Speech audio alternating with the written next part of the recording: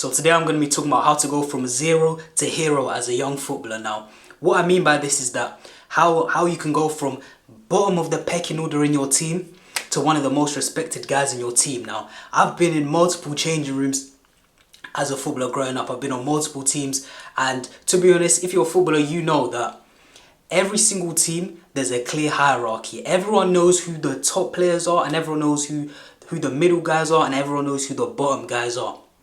And to be honest, me personally, I've never really been one of the bottom guys, but I've seen how, how people treat the bottom guys. And to be honest, if you're that footballer right now, I kind of feel bad for you. I kind of feel sorry for you, because them sort of guys, they don't really get any respect in the changing room. So today I'm going to be talking about how you can, go from that guy who doesn't really get respect in the change room, who's kind of seen as bottom of the pecking order, to being one of the most respected guys on the team.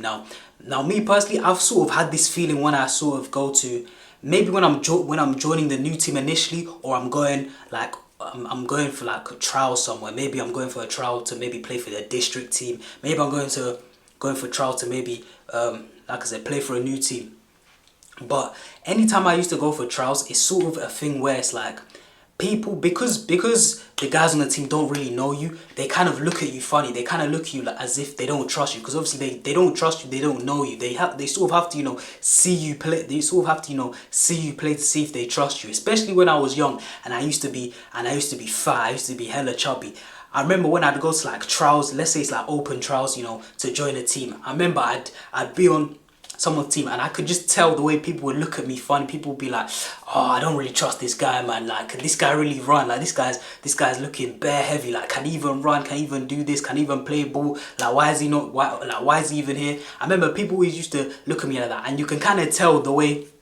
Maybe before we'd go out there and play like a training game or something. You get put into teams in the trials, and you go, what's it called? You go put it, you get put into teams, and then you're about to play like a training game, whether it's like a 7v7, 9v9, or even 11v11, and you could just see the way people would talk to other people, like, because I feel like as a footballer, everyone knows that there's a certain look where you can kind of just estimate, okay, this guy's a baller, this guy's a baller, this guy doesn't look like a baller, this guy looks shit, this guy looks good. Everyone sort of knows different sort of archetypes and different sort of looks, and especially when I was young, I did not fit the bill in terms of looking like a baller, in terms of looking like a footballer, because I was fat, I was chubby, so people were looking at me, people would talk to me about, I could see the difference in the way people would talk to some guys. Then they'll talk to me, they'll be like, they'll be chatting to other guys, and then when it came to me, they try, I'd say that I play centre mid, or I play centre mid, for example, and then they try to put me like right back in the trials, or they'll be like, "Oh, what position does this guy even play?" Or they'll try to put me on the bench, you know what I'm saying?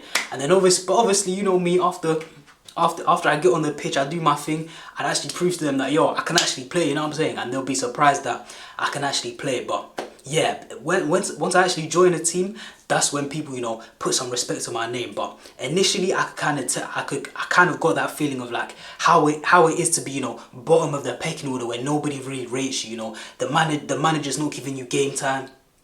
Your teammates don't really rate you. Your teammates kind of see you as sort of, one of the worst players. Some games you don't even get off the bench. But like I said, today I'm going to teach you how to go from zero to hero as a footballer, how to actually gain your teammates' respect, gain your manager's respect. Because like I said, I've seen it in the change room, and I've always looked at that guy, and I've thought to myself, I never want to be that guy. I never want to be that guy that gets no rings at all. So yeah, like I said, today I'm going to take you from zero to hero as a footballer.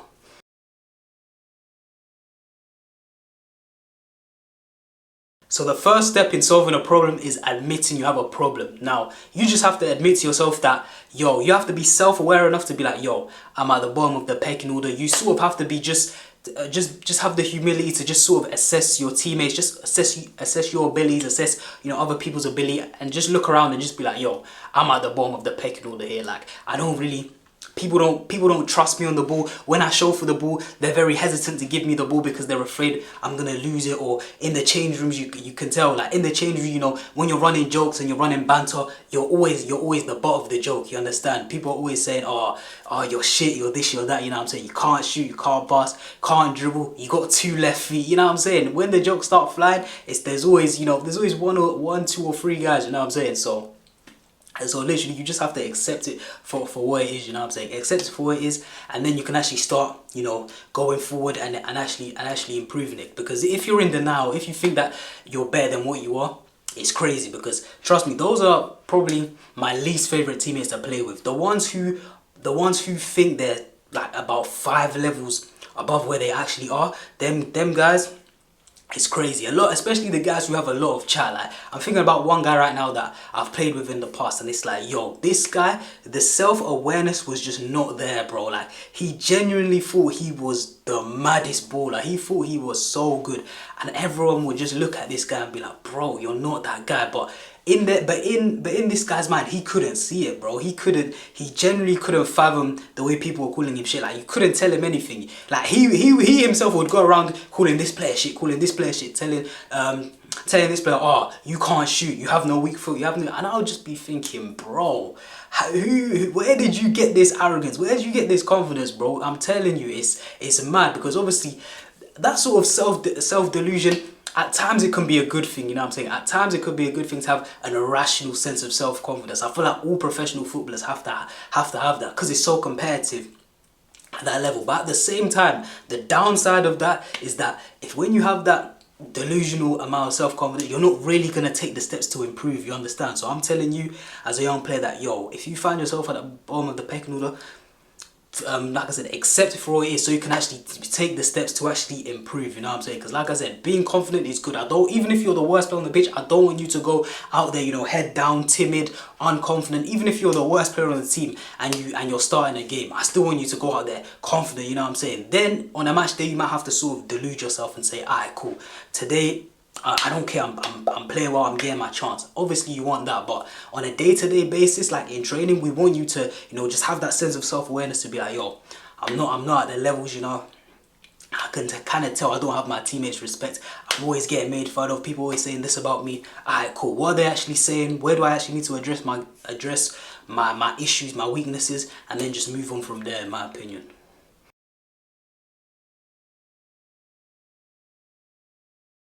Next, you have to identify what you actually bring to the table, because I don't care how bad a player is. Everyone has their strengths, everyone has their weaknesses, you understand? Even if someone's is weak in various different areas, if they're on the team at a certain level, then surely they have certain strengths. Surely the manager has seen something and he's like, alright, cool, we can have this guy on the team, you've got certain strengths. And for you just have to find out what you're actually good at, what you can actually bring to the table. Whether that be a technical attribute, whether that's you're actually a pretty good dribbler, but maybe your decision making isn't really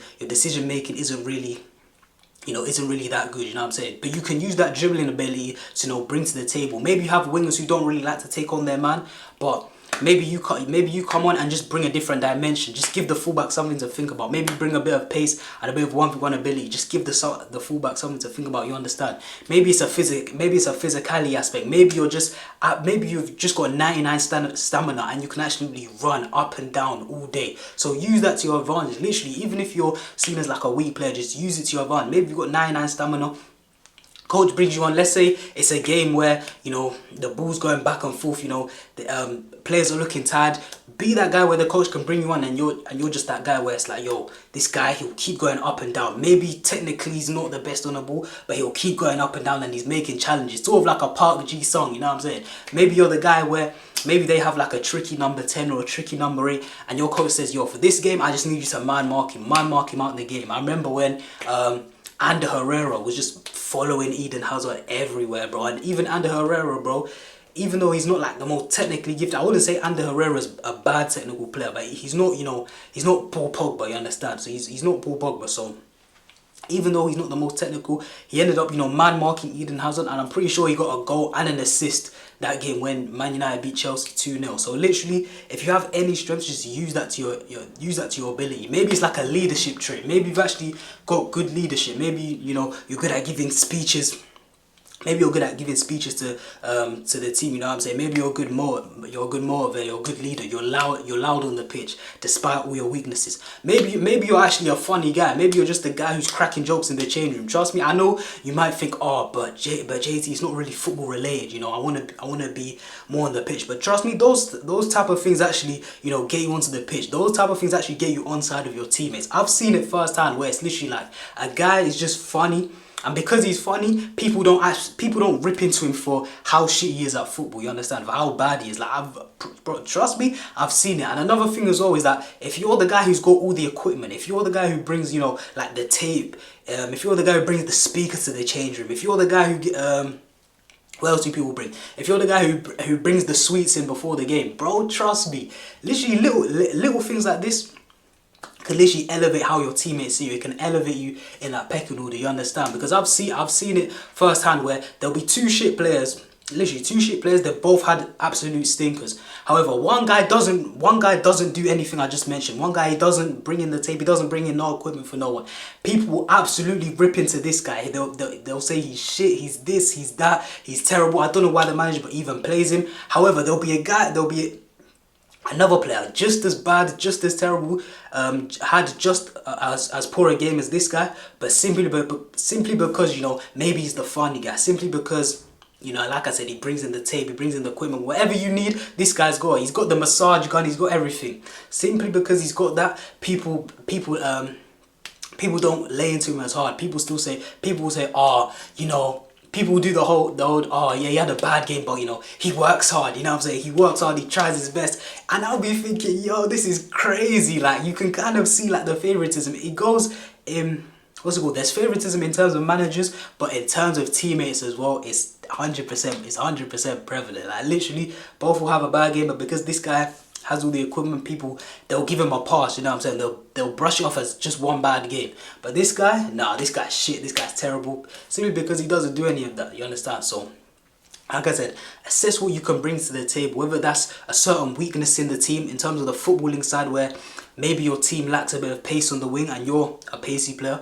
Yo, use that to your advantage, you understand? Anytime you get the ball, whether that's in training or in a match, show that you've got that ability to take on your man. The coach is going to recognize that. Your teammates are going to recognize that. So, and even like I said, even if it's away from football, even if you're a funny guy, you love cracking jokes, yo, do that. Like I said, get your teammates on side. And then once you actually get your teammates on side, like I said, get your teammates on side as well with the, you know, bringing stuff in. If you are that guy, if you're not that guy, you don't have to forcefully bring in start buying all of these things. I'm not saying you have to, you know, go out and sort of buy your teammates' affection, you understand? But if you're the guy who's you've always got tape, or you've always got this, or you've got that, you know what I'm saying, then be the guy. You've always got the foam roller, you understand? If you are that guy, then yo, let people use it, and you'll see people's perceptions of you start to change. And once you actually see your teammates getting on side, once you step out onto the pitch, it's sort of less pressure, because it's like, yo, I'm cool with it. You sort of think in your head, yo, I'm cool with everyone here. It's calm. Even if I mess up, they're not gonna shout at me. They're not gonna get onto me.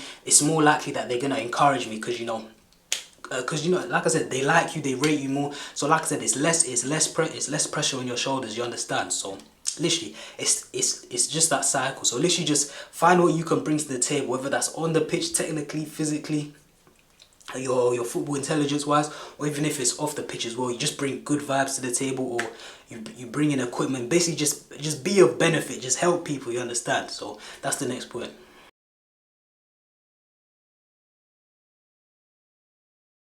And then the last point is especially prevalent for if you're joining a new team. If you're joining a team where there's been where the players have been there for a long time together, maybe they've played together for 3-4 years, and you're the new guy coming in, but you're not really breaking into the starting 11. They don't really rate you as they don't rate you that high. They rate you, you know, like I said before, bottom of the pecking order. This next point is key, and the next point is literally that you have to assert your presence. You have to be dominant. You can't go in there and be timid. And what I mean by this is that you have to, you know, once you get onto the training pitch, once you get onto the match day as well, you have to, you know, call for the ball. You have to get onto the ball. Start communicating on the pitch, because even though I'm not the loudest player, anytime I'd go to, you know, train with a new team, you know, I'd be crunching into tackles, you know what I'm saying? I'd be crunching into tackles, and people would be like, ah, cool, he's here. Like, people have to recognize me. Like, even though I wasn't like I said, I wasn't barking, I wasn't loud, but I was still crunching into tackles. I was still, you know, showing for the ball. I wasn't hiding, I wasn't being timid. I was still showing for the ball. I was still showing it, saying, yes, I want the ball, you know what I'm saying? I was showing for the ball, I was crunching into tackles, you know what I'm saying? I was keeping the game moving, playing passes, passing, moving, doing all of that. But I feel like I see a lot of times where new players would come onto a team that I was already on, and they'd be too passive, bro. Like they'll be too passive. Like they'd come in and they'd be doing kick-ups on the sideline by themselves. Whilst we're all doing a rondo, they'd be, you know, doing kick-ups by themselves on the sideline. And it's like, bro, come just join the rondo. And I'm saying that as well because I've done that as well. I can't even lie. I've done that one time as well, and guess what? I didn't end up joining that team, you understand? But the teams where, you know, I just go in the rondo, I was just like, yo, let me just get in the rondo, let me just get in the two-touch. Yo, just do that, you know what I'm saying? Don't be timid off to the side like that. Even when we're doing like possession drills in training, or we're doing like attack v defense or something like that, yo, you have to call for the ball. These guys, you know, they weren't making their presence felt. You didn't notice that they were on the pitch. When you're a new player, you want people to notice you on the pitch. That's all you can ask for. It doesn't matter what you're noticed for, as long as it's something good. Whether it's that you're challenging, whether it's you're going into challenges, you're taking people on, you're being positive, you're controlling the game. You're scoring goals in training, doesn't matter what it is. You just want people to know that you're there, you know what I'm saying? Because everyone, like I said, they've known each other for so long. Everyone, they all know their attributes. They know who's good at what, you know. When you've been at a team for a long time, you can afford to have a bad training session. You can afford to have a training session where it's like you're not really at it, because everyone knows, alright, cool, he's just not at this training session, but on Saturday, on Sunday, on the match day, he'll be good. But you as a new player, you can't afford to, you know, have one of them anonymous training sessions where you're not noticed. It's like you have to go in there and you have to just make your presence felt, because like I said, I've seen too many guys where it's like they'd come in, and at the end of the session, I'd look up and I'd be like, bro, I barely even noticed this guy. Like, I barely even noticed that he's a new player, you understand? Like, he was just sort of there. People ask me, oh, JT, what do you think about the new player? And I'll just be like, he's cool, I guess. Like, he's alright, but I didn't really, you know what I'm saying? He didn't really do too much. That's the response you never want. You want people to know that you're there. You need people to say, alright, cool. If people ask about,